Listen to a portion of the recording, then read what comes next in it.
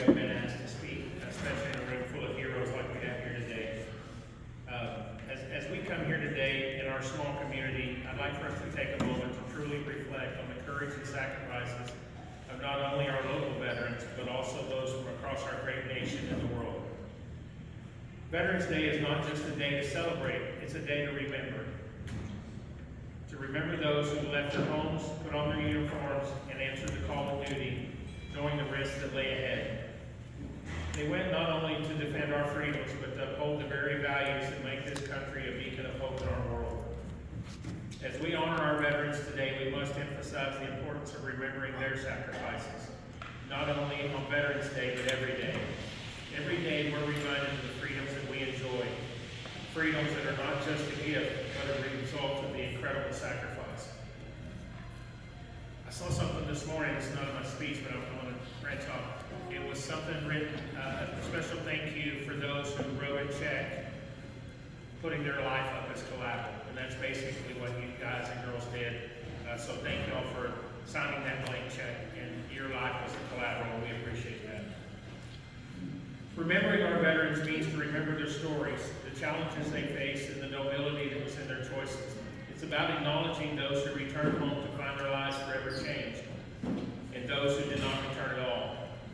It's a promise that we must make to keep their legacy alive and ensure that their courage is never forgotten. In the fast-paced world that we live in today, it's easy to get caught up in our daily lives and to overlook the sacrifices made by a few for so many. So I urge each of you to take a moment today and reflect on what their service means to you personally.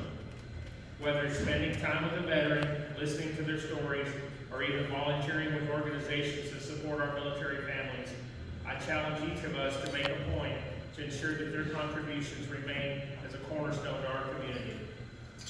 It's also just as important to remember that service is a family affair. Behind every veteran, there's a story of love, resilience, and sacrifice from those who supported them at home. Whether it was a mother, a father, a grandmother, or a grandfather, maybe a child or a spouse, each family member is also a part of that legacy, and that strength and courage deserves our recognition as well. So if I could again ask you to take just a moment to reflect on our veterans, those who served in the past, those who serve today, and those that are going to answer the call in the future. As I look around, the very veterans in this room are among those who laid the foundation for freedom and justice that we cherish. We must always think of these heroes whose bravery and sacrifices shaped our nation. Their stories and those old photographs should remind us of the tremendous cost of freedom and liberty and the resilience that defines our spirit. We owe it to them to remember their contributions and to ensure their legacy is never forgotten. I ask that everyone joins me in solidarity with our current service members who bravely protect our freedoms amidst the challenges and threats of this modern world. Their commitment to our country is a testament to the unwavering spirit of service that continues to thrive in our communities. Let's remember to support them, honor them, and offer them the appreciation that they rightly deserve. And as we look to the future, let's strive to instill in the next generation the values of courage, dedication, and community service that our veterans, especially those in this room, exemplify. We have a responsibility to cultivate pride in service, whether through community programs, education, or just simply sharing the stories of our heroes with our kids. In doing so, we will ensure that those who follow in their footsteps are inspired to serve with the same valor and commitment. So together, let's all honor our veterans, past, present, and future, by committing ourselves to cherishing their legacy and ensuring that their spirit of service remains alive in our hearts.